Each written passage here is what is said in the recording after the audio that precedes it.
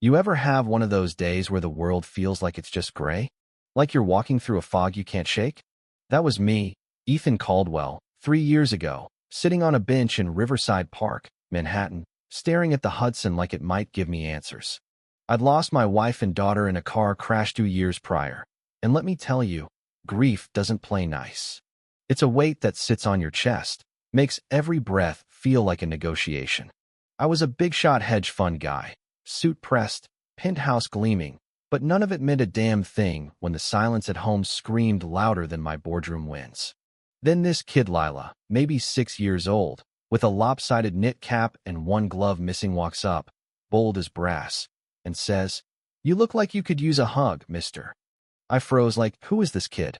Her eyes were huge, steady, like she saw right through my tailored coat to the mess underneath.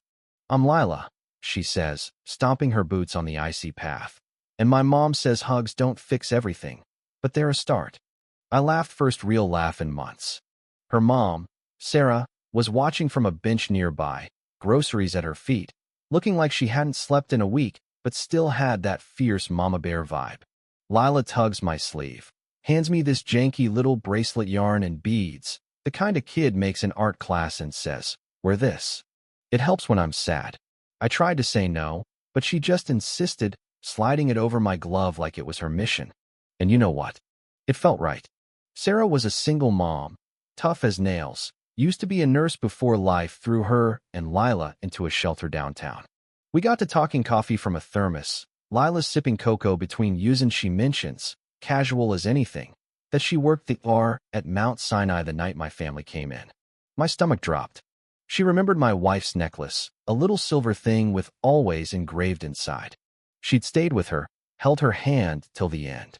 I couldn't speak, just nodded, throat tight, grateful for a stranger who cared when the world fell apart. Days turned into weeks, and I kept showing up at that bench. Lila'd run up, yelling, "Mr. Ethan," and wrap her arms around me like I was family. Sarah'd smile, pass me coffee that tasted like burnt regret, but it was warm, you know? They were living in this rundown shelter, moldy food, fights in the halls, Lila scared to sleep some nights. I had an empty apartment, a company property near the park, and one day I just said, "Move in." No strings, no rent. Just take it. Sarah hesitated, just proud, hates handouts, but for Lila, she said yes. We'd eat pizza on the floor, Lila giggling over pepperoni, and for the first time in years, my penthouse felt colder than their little place. But the world doesn't like stories like this. My company's board got wind of it, saw me wearing Lila's bracelets in meetings, heard I was distracted. Then the Post ran a hit piece, "Millionaire's Mystery Woman. Charity or Scandal?" Grainy photos of Sarah and Lila at the apartment, whispers about my motives.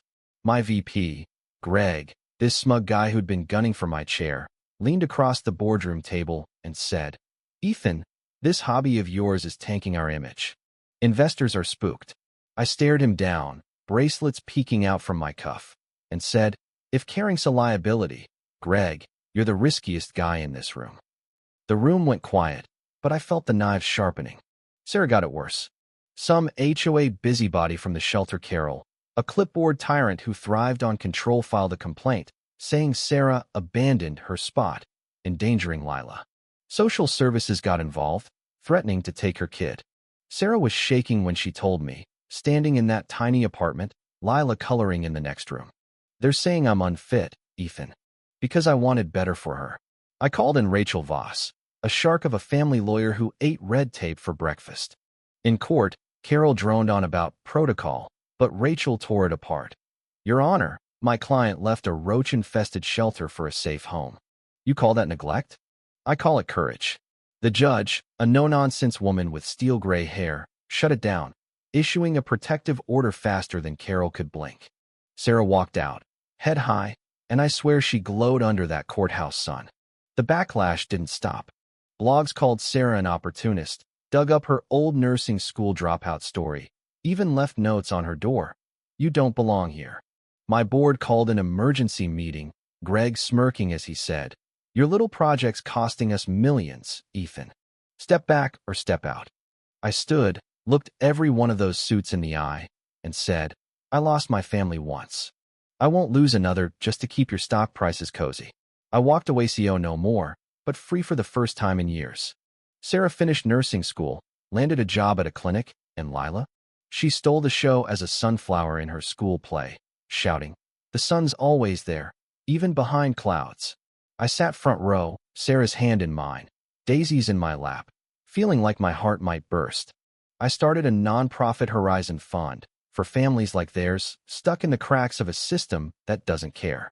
We're a family now, not by blood, but by choice, by pizza nights, bad dance moves, and Lila's bracelets, still on my wrist, frayed but holding strong. Sometimes I wonder, did I save them, or did they save me? Maybe it's not about saving anybody, just showing up, choosing each other when the world says you shouldn't. What do you think? When the system tries to tear down something good, do you fight, or do you walk away? Drop your thoughts below, and if this hit you like it hit me, share it. Let's keep this conversation going.